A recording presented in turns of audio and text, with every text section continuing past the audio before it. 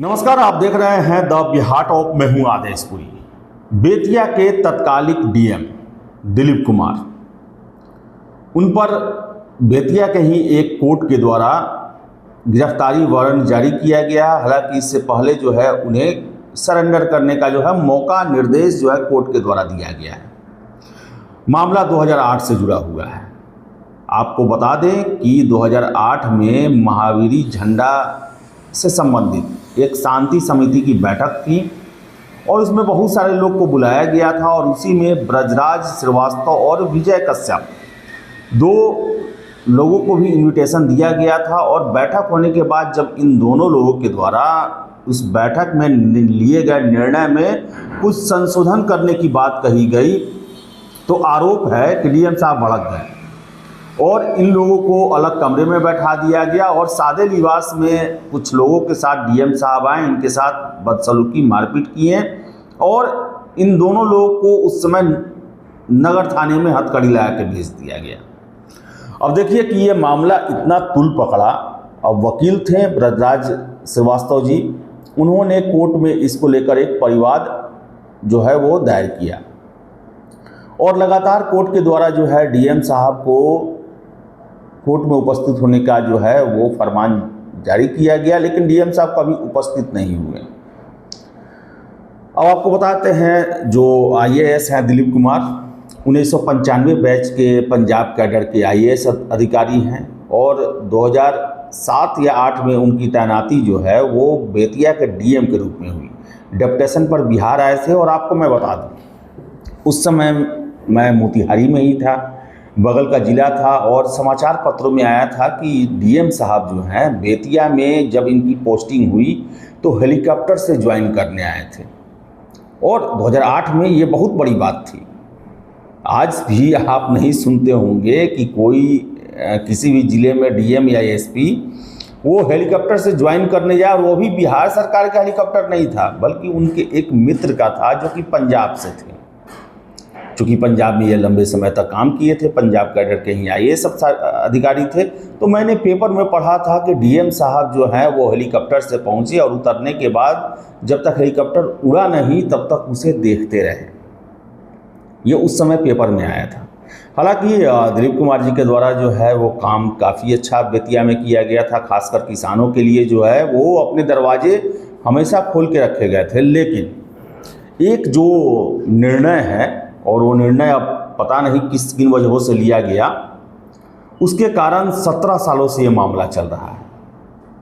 अब बताइए, शांति समिति की बैठक थी और उसमें आरोप है कि जो बैठक हुई अच्छे से बैठक हुई, उसमें कुछ प्रस्ताव जो है उस पर संशोधन की बातें जब की गई तो डीएम साहब भड़क गए और उठाकर इन लोगों को दूसरे कमरे में बैठा दिया गया। और उसके बाद बता दें कि दूसरे कमरे में बैठाने के बाद कुछ देर बाद डीएम साहब आए और बड़ा ही इन लोगों पर नाराज हुए, भड़के और बताएं कि इसके बाद जो है कोर्ट में इनके खिलाफ केस किया गया। और बताते चले कि दिलीप कुमार ने 20 सितंबर 2024 को अदालत में धारा 205 के अंतर्गत एक आवेदन देकर व्यक्तिगत उपस्थिति से छूट तथा अपने अधिवक्ता को मुकदमे की पैरवी करने की अनुमति देने की मांग की थी। आवेदन में उन्होंने यह तर्क दिया था कि वे पंजाब सरकार में एक उच्च पद पर कार्यरत हैं और सरकारी कार्यों में अत्यधिक व्यस्त हैं। इस मामले में बचाव पक्ष की ओर से सर्वोच्च न्यायालय के एक वरिष्ठ अधिवक्ता ने बहस की, कई तिथियों पर सुनवाई भी हुई, लेकिन अंततः अदालत ने अभियुक्त को कोई राहत नहीं दी और उनका आवेदन खारिज कर दिया। तो ये मामला है और आपको बता दें कि कोर्ट ने जो है उन्हें सरेंडर करने को कहा है और ये बिहार में कोई पहला मामला नहीं है।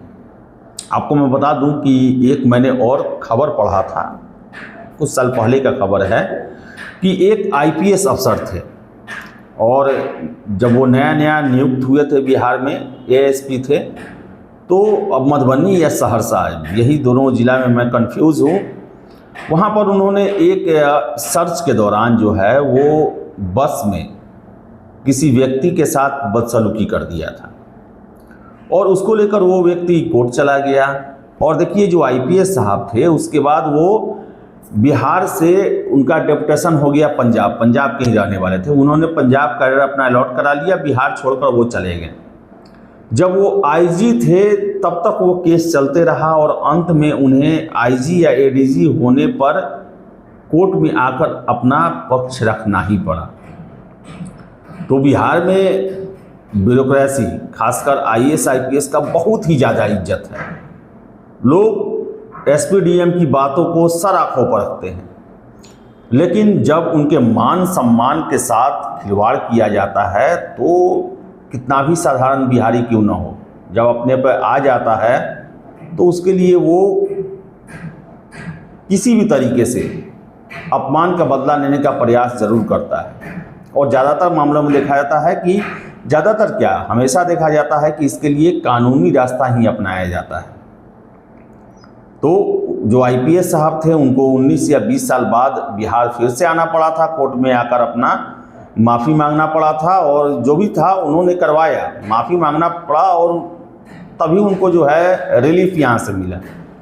और इसी तरह ये जो दिलीप कुमार जो हैं आईएएस साहब, अभी शायद से ये पंजाब में जो हैं एसीएस पद पर हैं, और इनको लेकर भी जो है ब्रजराज श्रीवास्तव जो हैं वो 17 सालों से संघर्ष कर रहे हैं, और आज नहीं तो कल दिलीप जी को बेतिया पहुंचना ही पड़ेगा और माफ़ी मांगना पड़ सकता है। तो देखिए आगे क्या होता है। फिलहाल इस वीडियो में इतना ही। वीडियो पसंद आए लाइक शेयर करें, हमारे चैनल द बिहार टॉक को सब्सक्राइब जरूर कर लें।